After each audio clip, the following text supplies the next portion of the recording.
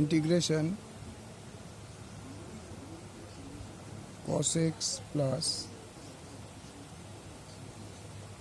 sin x by cos x minus sin x 1 minus sin 2x dx equal to তাহলে cos x plus sin x 1 minus আচ্ছা এই ওয়ানের বদলে লেখা যায় sin square x plus cos square x,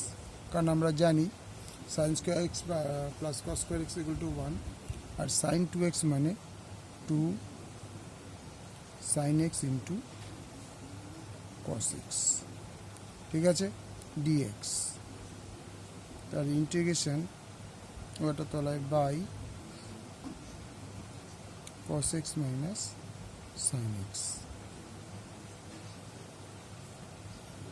integration cos x plus sin x এটার বদলে লেখা যায় sin x minus cos x তার square by cos x minus sin x। এবার দেখো এখানে sin x minus cos x আছে, তাহলে এটাকে আমরা দুবার লিখতে পারি, cos x plus sin x যেরকম আছে ওরকমই থাক, এটা বলে লেখা যায় sin x minus cos x sin x minus cos x by cos x minus sin x dx integration cos x plus sin x into এখান থেকে মাইনাস cos x টা গেল minus cos x plus sin x sin x minus cos x by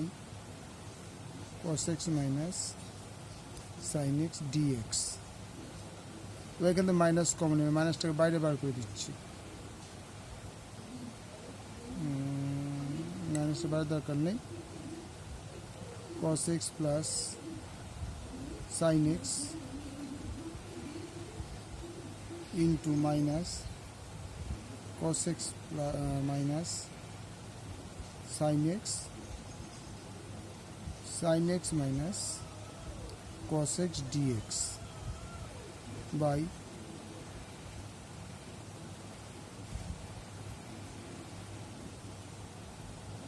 এটা কেটে গেল, তখন মাইনাসটা এখানে থাকছে cos x প্লাস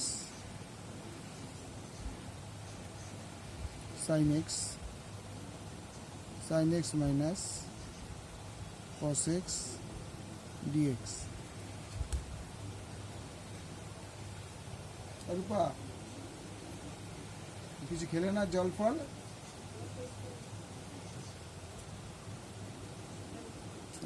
খেলে না কিছু, ওই জন্য বলছি। তাহলে এটাকেও sin x plus cos x sin x minus cos x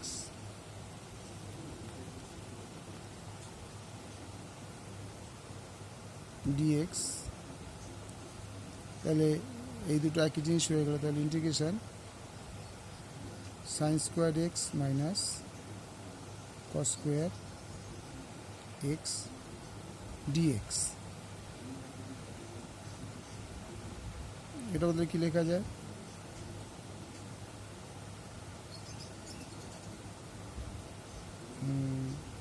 1 minus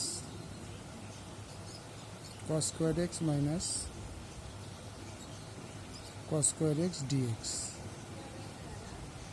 হ্যাঁ, integration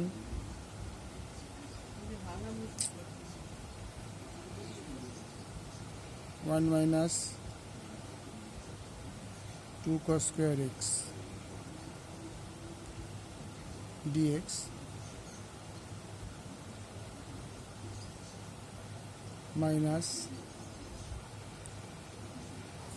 minus 2 cos square x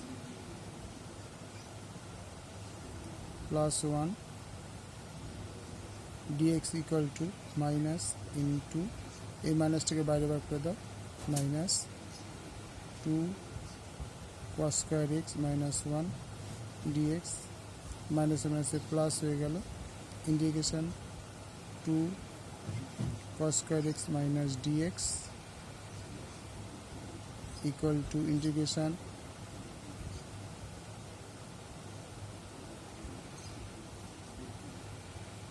2 cos 2x dx equal to